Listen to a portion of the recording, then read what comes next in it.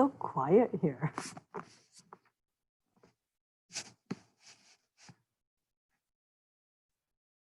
I see you, Yasmin. I see you. I know. I feel like I talk too much though. I'm always capitalizing on or monopolizing the conversation, so I always feel bad. Dude, I had to go have a baby to get away from you. Okay, I know. Is he there now? Damn.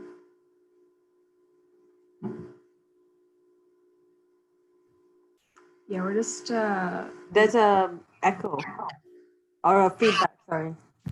Oh, okay. One sec. Hey, Yasmin. Hey, John.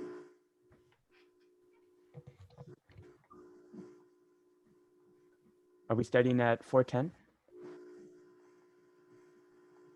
Yeah. Oh, yeah. We'll give it a few minutes. Okay. How about let's just try to share your screen though, so we can make sure the presentation's working. Sure. Let me see.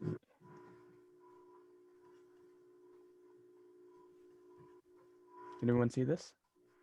Yeah. Ooh, I love it. I love these vector colors. Oh, thank you. Yeah. Okay, cool. I will go to the washroom really quickly and I'll be back. Sounds good. Yeah, so everyone will just start in a few minutes. If you want to grab some more coffee or use the washroom or anything, now's the time.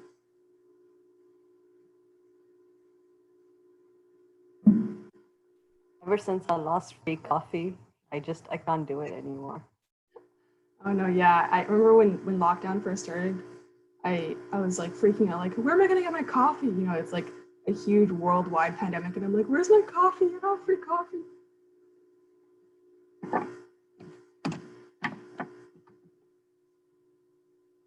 I go to your part of town, Manal. I go to Rooster Coffee to grab my stuff now. I don't know if you've been there. No. Oh, wait, on Broadview? Yeah, yeah. Oh, so good. On the weekends, they have the cinnamon, like freshly baked cinnamon rolls, and they are like to die for. Okay, I gotta check that out. Yeah, who else on the line is a coffee addict? I need some more coffee recommendations. So quiet today, man. Tough crowd. We're just enjoying your conversation, actually. It's Andrea. Hi, Andrea. But now I will bring you some killer cinnamon buns from my neck of the woods if we do tradesies, whenever we do get to see each other again. This is a smackdown, man. Like, okay, fine. I'm not a cinnamon bun connoisseur, so I will probably eat it. But chocolate croissant, oh yeah. Yeah, I have access to some of the best. Yeah. Okay. A chocolatine? Yeah. Oh, okay. What kind of Quebecois stuff is that? That's like just Quebecois snobbery, okay? It's no, it's the proper name. No, it's not. It's pain au chocolat. The chocolatines are this Quebec. Well, correct me if I'm wrong if there are any other Quebecois here, but it's a pain au chocolat. It is a pain au chocolat. Yes. Yeah. You have to have multiple names for these things because it's just the way. True. It's just the way. I have to justify eating the amount that I do, so I just classify them separately.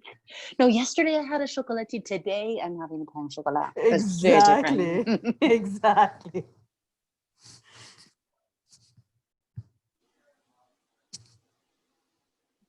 I'm gonna show you my face just so that yes, it's not just sitting there, bobbing head.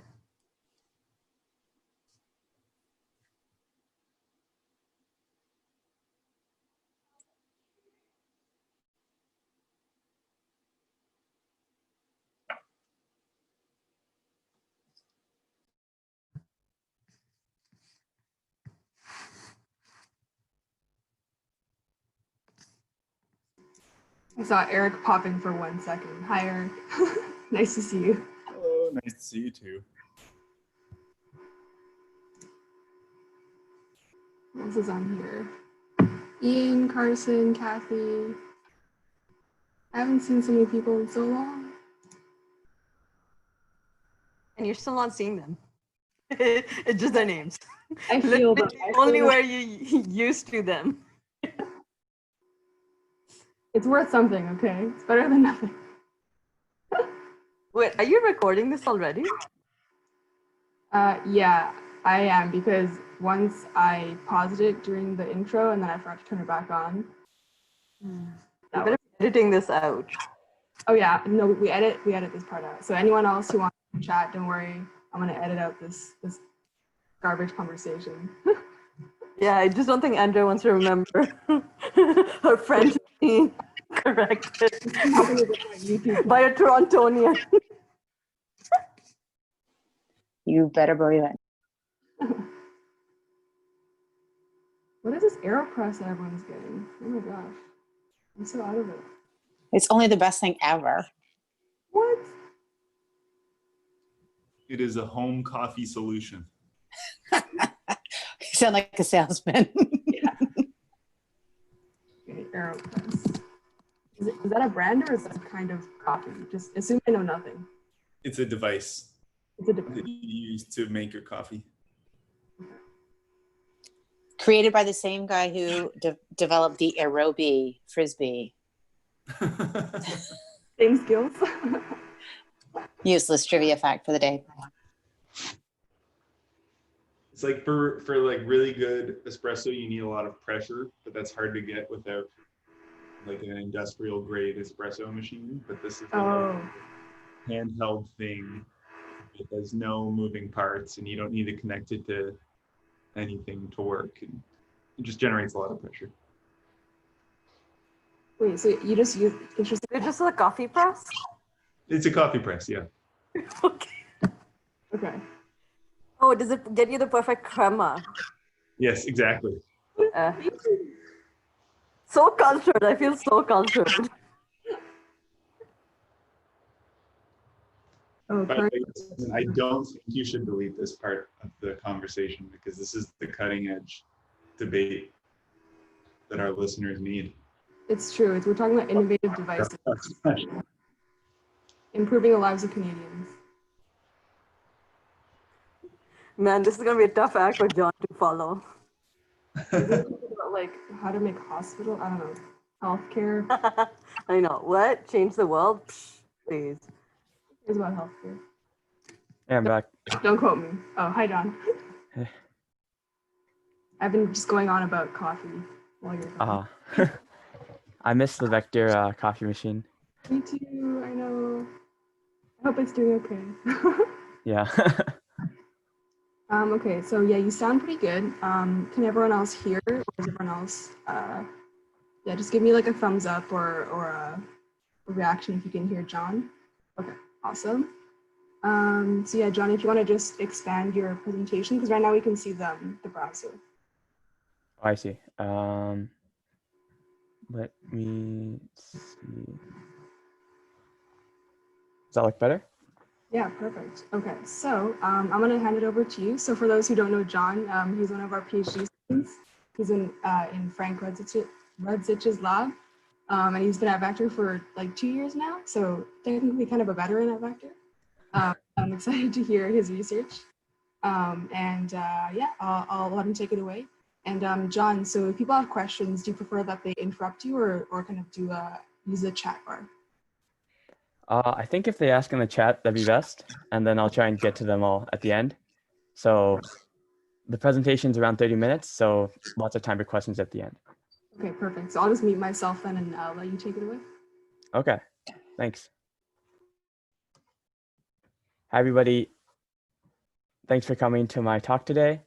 So I'm going to be talking about improving fairness in multimodal clinical machine learning.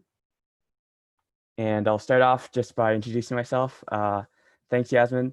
I'm actually a master's student at University of Toronto, PhD student next year probably, but no promises. And then my research interests are in multimodal fusion and clinical machine learning, and my advisor is Frank. So I'll just jump right into the research. So what is fairness in machine learning?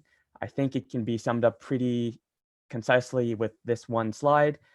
So facial recognition is accurate if you're a white guy. And this is a headline from the New York Times. So we have our machine learning models, and they're trained on these data sets, and they get good performance. But then when we evaluate these machine learning models on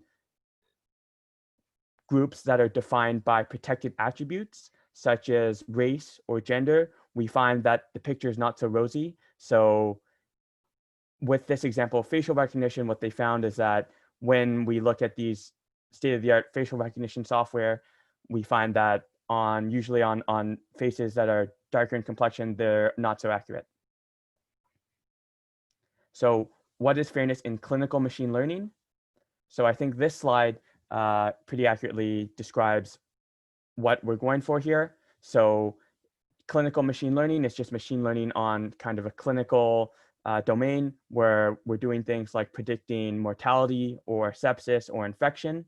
And as we can see here, the error rates and losses that we get when we evaluate with respect to sensitive protected attributes, in this case, race, which has 5 kind of levels here: Asian, Black, Hispanic, other, and white. We can see that there is a big disparity between the 0-1 loss, which is a proxy for kind of the error.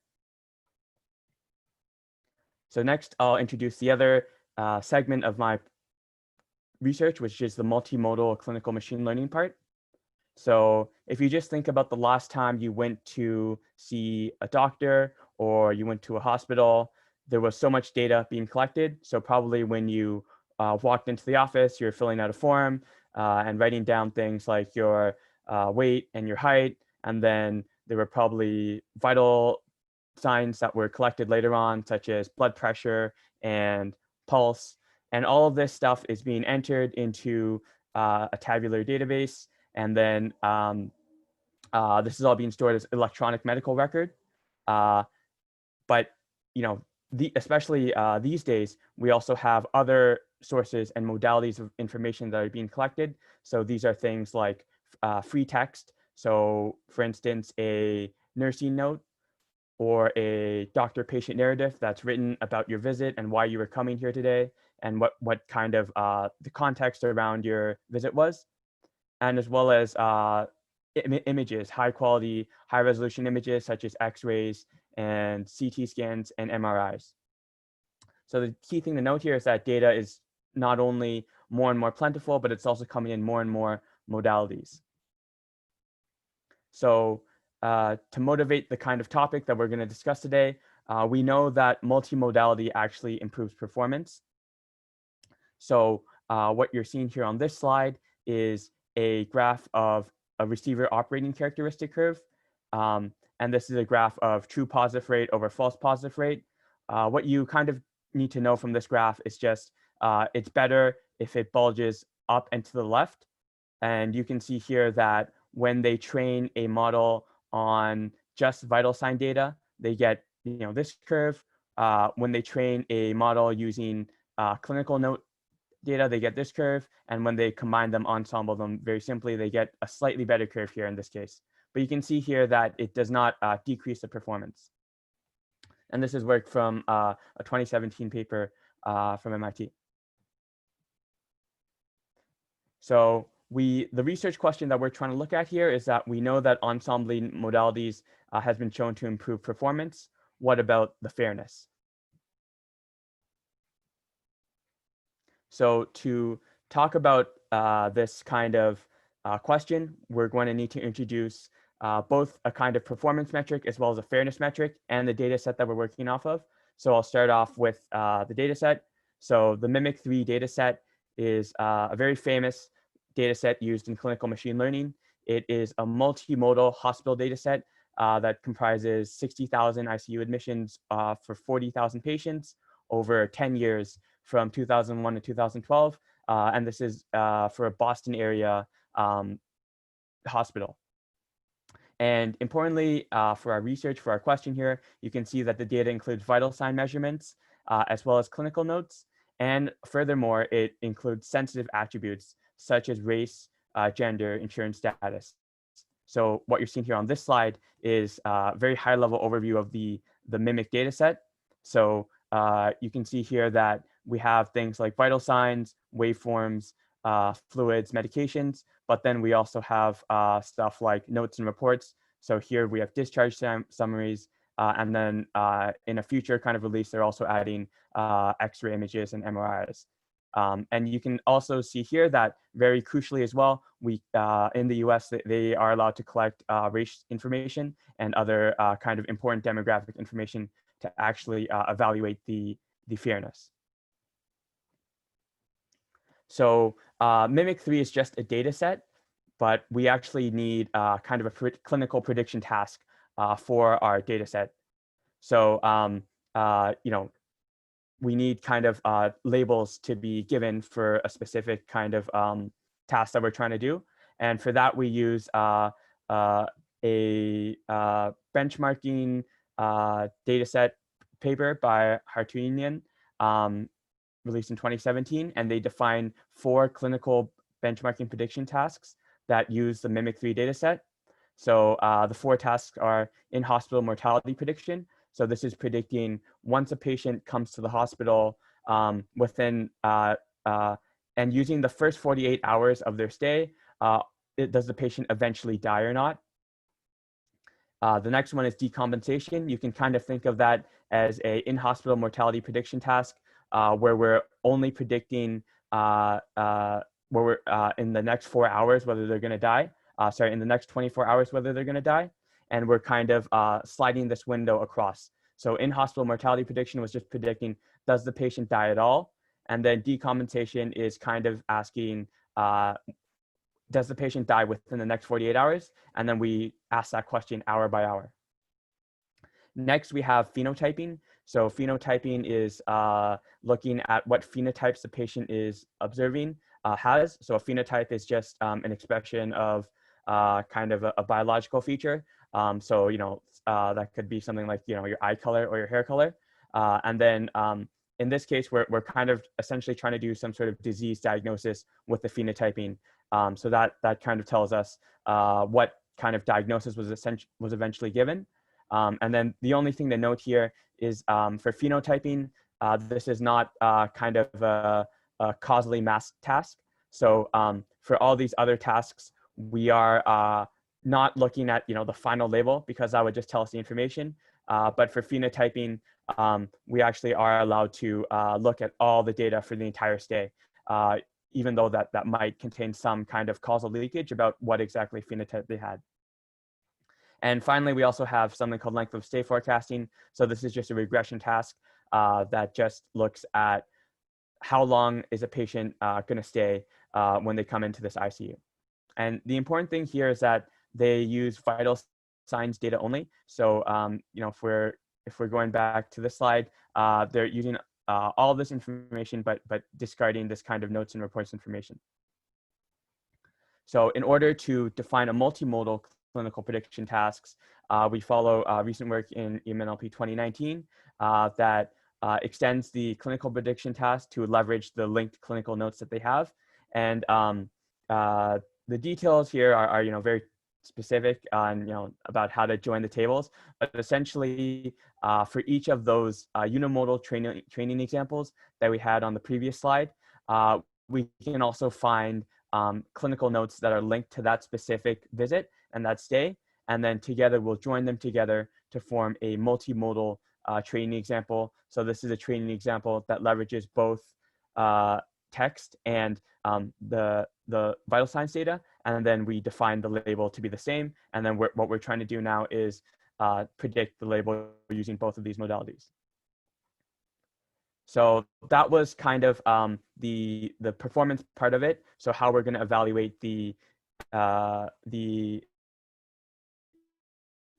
whether or not we get something right or wrong, you know, our accuracy, our ROC, AUC.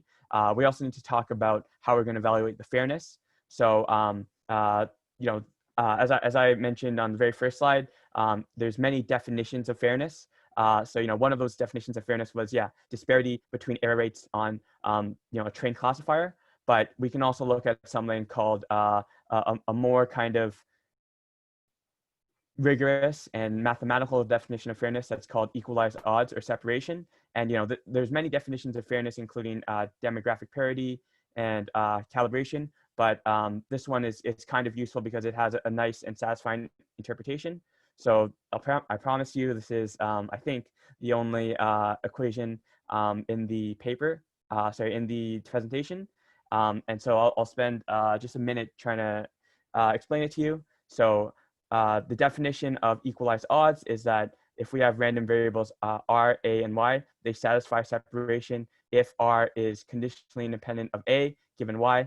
And you can kind of just think about this as saying, for example, if we're trying to do a loan prediction on whether or not we should give someone a loan, if our model, if we have the same kind of risk score for an applicant of group A and an applicant of group B, then they should have the same score that's given to them. So essentially, we're not just ensuring parity across the kind of protected attribute, which is kind of a very strong notion of fairness. We're kind of relaxing it to say that given that they have the same kind of label, then they should have the same score as well. So the workflow at a high level is we have our kind of pathway for our time series data. So that's the vital signs data that I was talking about. We train a clinical time series classifier. And in this case, we actually just use the classifier from the baseline paper, the Haritunian et al. Paper. So that's just the LSTM. We get our predictions for that. We also have a clinical notes modality here. And recall that these two are linked. Then we're going to use a text classifier here. So this is a simple CNN encoder. And then we also get predictions from that. And then finally, to ensemble our methods, we just build a simple scikit-learn model, a logistic regression that looks at the predictions of both the time series data and the time series model, as well as the word embedding model. And then we apply two fairness algorithms here that we look at. So the first one is equalized odds post-processing, which I'll go into on the next slide. And then we also look at an algorithm, a text-specific algorithm for fairness called Debiased pre-trained word embeddings. And then we see the effect on the final predictions. So I'll jump right into the results that we get. So when we do this performance and fairness under multimodality, the very first thing to note is that we do recover the fact that the ensemble does better. And each of our methods beats the state of the art. But the important thing is to look at here is that when we have the in-hospital mortality prediction task, the phenotyping task, and the decompensation task, just comparing the baseline, which we use in our model, which is no text. This uses the vital signs data. When we have that, and we have our text-only CNN encoder, when we when we have this vital signs only model, and when we have this text only model, when we ensemble them together, then we invariably always get better performance with the ensemble. So that's just recreating previous literature, which is very important. And incidentally also doing better on kind of the state of the art. So now I'll talk more about the two fairness algorithms that we use. So in equalized odds post-processing, this recall is trying to ensure separation or equalize odds. And it can really just be explained by this one slide. So if you recall earlier, I was talking about the receiver operating characteristic curve. Equalized odds is essentially going to try and equalize the two curves that we get based on the different protected attributes. So recall that the receiver operating characteristic curve is a graph of the true positive rate versus the false positive rate. And based on the specific groups, protected groups that we have, in this case, A equals 0 and A equals 1, we will get different receiver operating characteristic curves. And then you can see here graphically that where these two curves intersect, we have actually identical true positive and false positive rates for the protected groups. And so, you know, if we just take the intersection here, then by definition, we will have equalized the true positive and false positive rates, and this will satisfy the definition of equalized odds. The thing to note here is that there's almost necessarily a performance drop here, because, you know, you can see here that it's always better to be here up and to the left at this kind of 1.0 region, because this means we can get a perfect true positive rate for no false positive rate.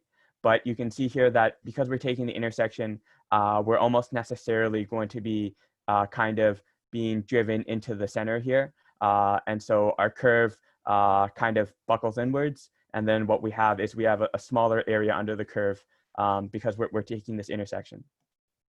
And then here, this is just kind of another definition of fairness, where we have equal opportunity.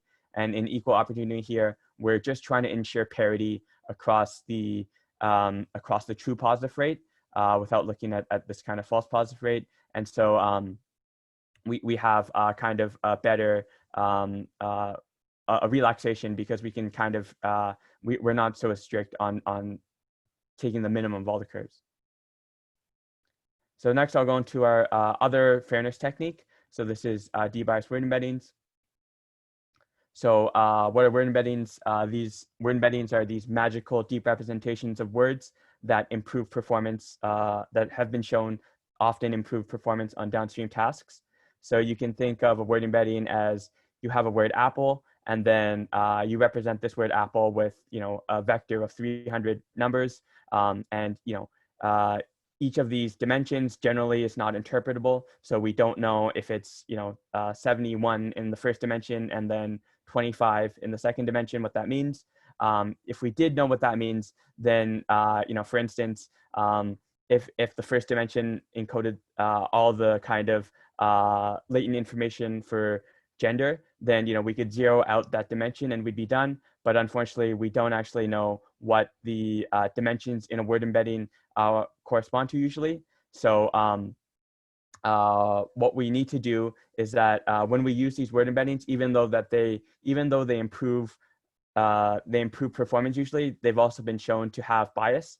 As this paper shows, man is the computer programmer as woman is the homemaker. So in this paper, what they showed was when you have a word embedding for something like computer programmer, it's invariably always kind of like closer to the word embedding for man than it is to woman, even though there's not really like a causal reason why that should be the case. And, you know, that's generally just an artifact from, you know, the corpus that it's trained on, because generally when we see a lot of writing, you know, man and computer programmer often occur in closer context to one another as opposed to woman. And so the kind of model learns to pick up on that bias, and what we get is these word embeddings which reflect that kind of underlying societal bias that we have in our writing. So if we're trying to kind of account for that and make them more fair, then, you know, one thing that we can do is kind of subtract out the fairness subspace. But in order to do that, what we have to first do is identify which dimensions correspond to the fairness subspace. And then once we've identified which dimensions correspond to that fairness subspace, then we can correct that out. And that usually means kind of subtracting out the projection in that fairness subspace. So if you see here on this slide, what they've done here is they have identified kind of a dimension along which, you know, on this far right dimension, they have kind of, you know, he, and then or male, and then on the far left dimension they have far left of the dimension they have kind of the words that are more related to female. And then you can see here that they've applied their algorithm which corrects for this kind of fairness to kind of ensure that the word embeddings that are not motivated, that do not necessarily need to be biased, are not biased. And so I'll just jump straight into the results. So the results are that there's no silver bullets for our fairness, and I'll spend probably 3 or 4 minutes just describing this slide, just because it's the main portion of our paper. And so essentially what you're looking at here is a graph of the workflow that I showed earlier. So here we have our base classifier. So this is just going to be our classifier without any fairness algorithm applied to it. And you can see here we have each of these lines represents a model. So the first line represents the unstructured model. So that's the text-based model. And then the second line represents the structured model. So that's using only the clinical signs data. And then the dotted line represents the ensemble model. So that's combining both modalities. And what you're seeing here is the true positive rate for the first graph, the true negative rate for the second graph, and the AUC for the third graph. And essentially, the key things to look at here are essentially where is this line located, because that kind of represents your performance, and also what is the spread of this line, because the spread of this line represents kind of the gap or the fairness disparity that I've been talking about throughout this presentation. So the more the gap exists, the worse the fairness is. So for example, here, if we look at the fairness gap here for the government group, we have for the sensitive group defined by insurance that's provided by the government, we actually have a true positive rate of like 0 for that group, and then compared to 50% for self-pay, and this is from the actual baseline model that was released back in 2017. So you can see here that the disparity is quite immense, even in the kind of previous literature that was released. And so that explains kind of the base classifier. Now we apply our two kind of algorithms for fairness. So the first one is equalized odds classifier. So what you see here is that equalized odds, when we apply it, it does not necessarily always kind of narrow the disparity in the kind of model predictions. And I'll explain more on that on the next slide. But you can see here that in general it does. So if you look here, this gap here is pretty large, and then equalized odds does kind of reduce the gap here. You can see the red moving up a bit, and then the maximum yellow is also moved down a bit. And yeah, in that sort of sense, it kind of does have a regularizing effect. And then you can also see here that on the ensemble, the the true positive rate, at least in this case, has been both kind of improved, and the gap has been decreased. And then for the debiased word embeddings, we see kind of a similar story. So you can see here that for the debiased word embeddings, when we do this ensembling technique, we do kind of get, we do shift the overall position of the lineup. And you can see here, especially for the AUC curve, which is what we should really be looking at for the performance. The debiased word embeddings actually kind of show the most interesting kind of result, which is the performance is maintained relatively high. So this is with our fairness algorithm applied, and this is without any fairness algorithm applied. And you can see here that debiased word embeddings for the ensemble model essentially suffer no drop in performance, but they do actually wind up kind of reducing this gap here for the true negative rate. But at the same time, the true positive rate does kind of increase a bit when we compare this line with this line.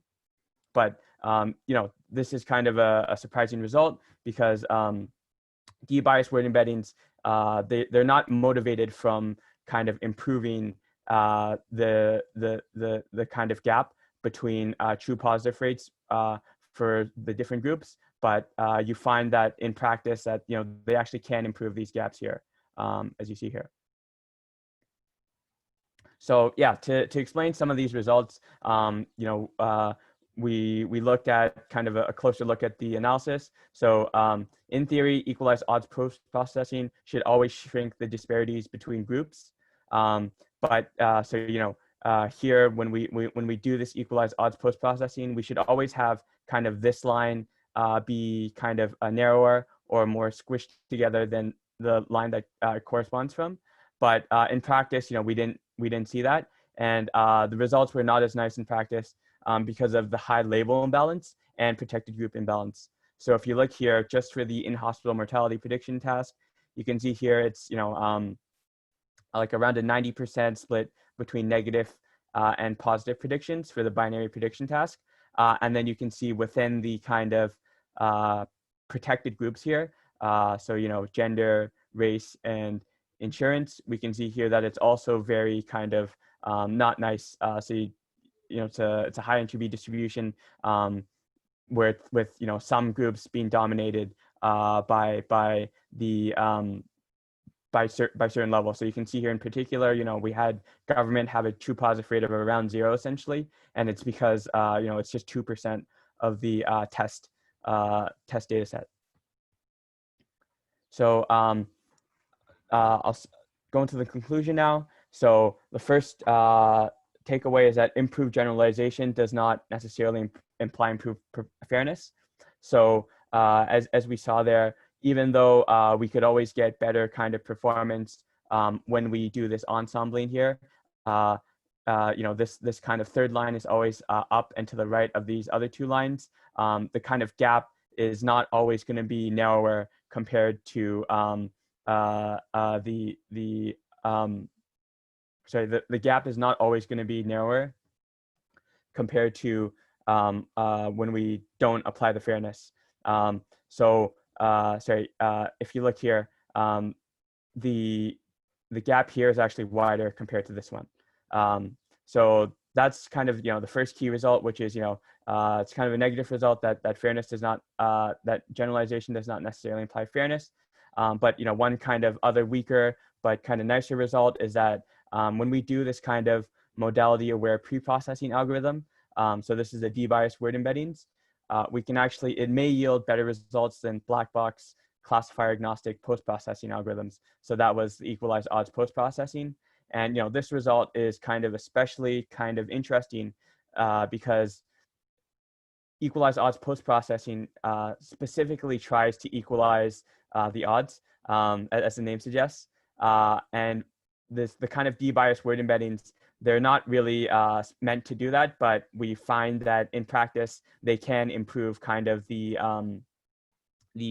can improve this kind of gap here, even though they're not actually specifically motivated to do that. Yeah, but you can see here in this case as well, like the equalized odds post processing is still narrowing it better than the debiased word embeddings. However, you have to kind of balance the fact that the debiased word embeddings have much better performance here compared to the equalized odds. So now I'll just talk about some future extensions. So in the immediate term, what we want to do is look at applying fairness on deep transformer models.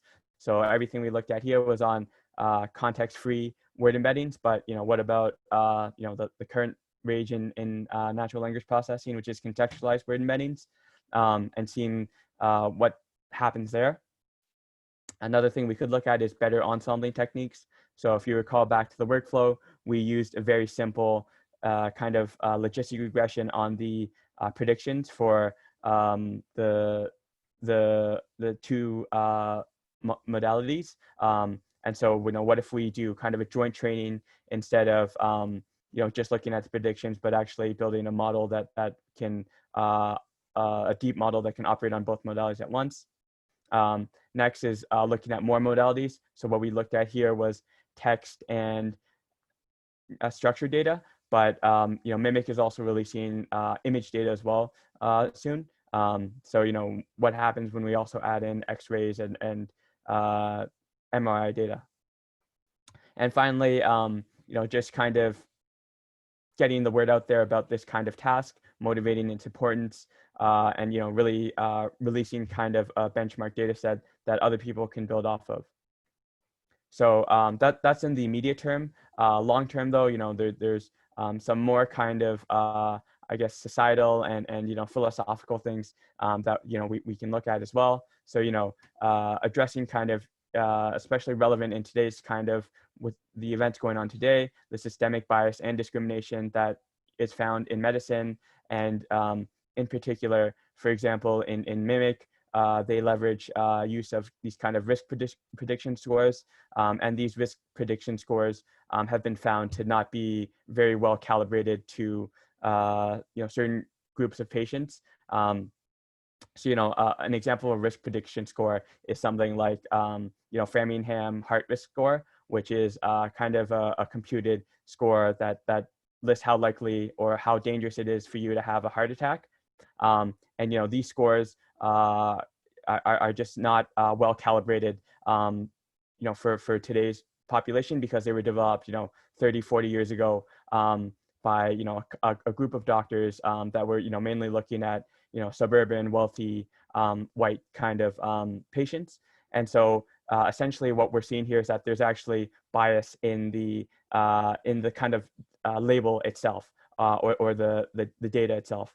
So updating those for today, that's definitely something that would be a great kind of impactful work to really improve actual patient outcomes. And then the next thing we can also look at is also dynamical fairness. So what we've looked at here is kind of a frozen in time snapshot, but what happens when we put this machine learning model in kind of a dynamic system, and a closed loop system, where we're able to use our predictions to influence the training data in the future. So whether or not we can kind of get rid of things like doctors kind of ignoring the complaints or pain issues from certain patients, or conversely kind of overvaluing pain or complaints from other patients, and how kind of our machine learning model, its predictions can be used in that kind of system. So I want to end the presentation by with a quote from one of the papers, which is, "One should attempt to debias society rather than word embeddings." So we work in machine learning, we look at all this data, but this data has already been collected. It's much better if we can actually address kind of the root cause of unfairness in society, instead of kind of trying to work at it once it's already been collected, since there's only so much we can do. So thank you very much for listening to my presentation. And I just want to give out a big shout out to the following people here for all their great work and help in getting this project done.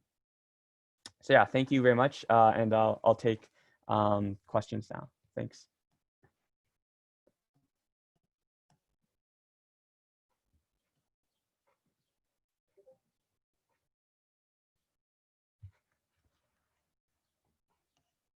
Okay.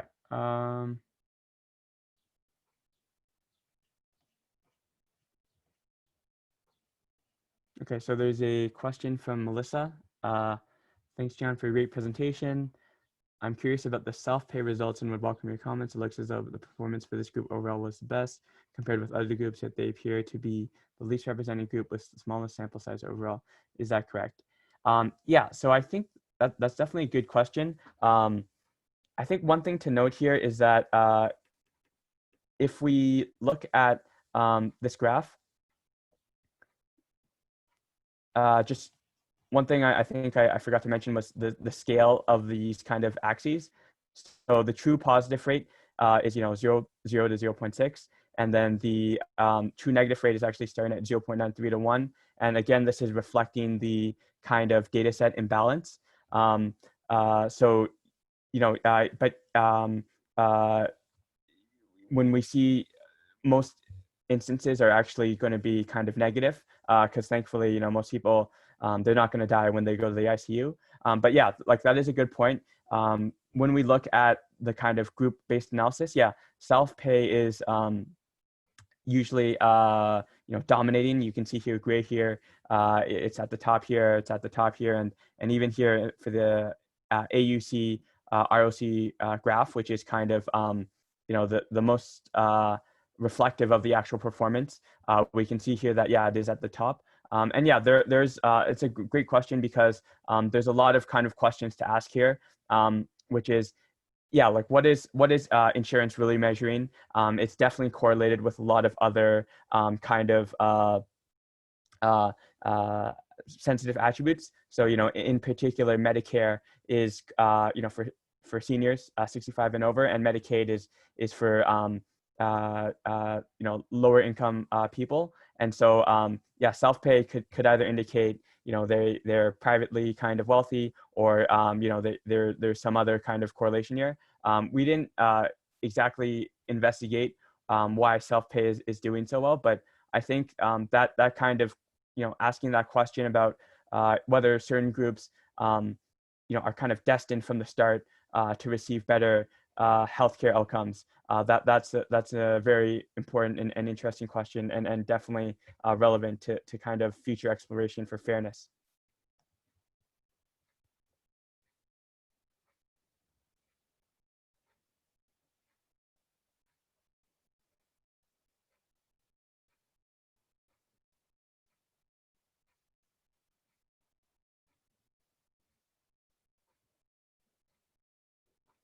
And yeah, if there's any other questions, feel free to ask them right now, but also feel free to get in touch with me as well. I think there's also, yeah, the contact information, and I'll share these slides. Yeah, if people have questions, feel free to just step in as well. It's not a huge group, so you can just mute yourself and pretend like we're in the vector multi-purpose rooms. Yeah.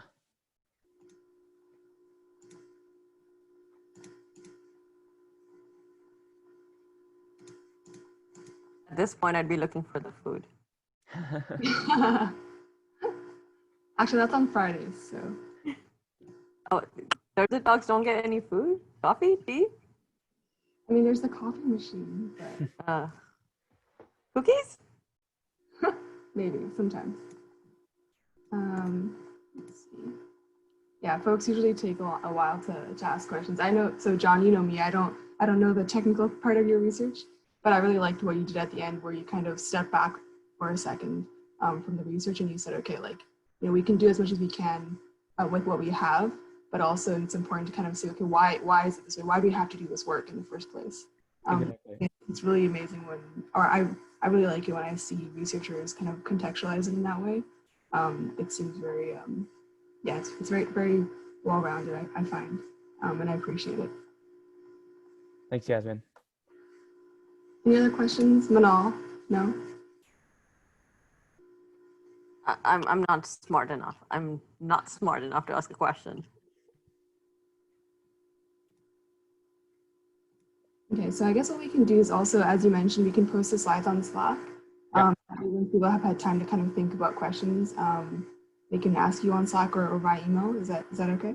Yeah, of course. Yeah. Okay, awesome. Thank you so much. Yeah. I could clap. Yeah, thank you. And I want to thank you, Yasmin, as well. I think, yeah, it's been a great experience just getting everything set up for this presentation. And I'm also excited to see, like, you know, what Vector can do to improve fairness going forward. Yeah, definitely. I'm excited as well. And I think that it's going to be a group effort. So yeah, the coordination skills, you guys can use your research, and I think it's going to be really great. Yeah. I see all the thank yous in the chat.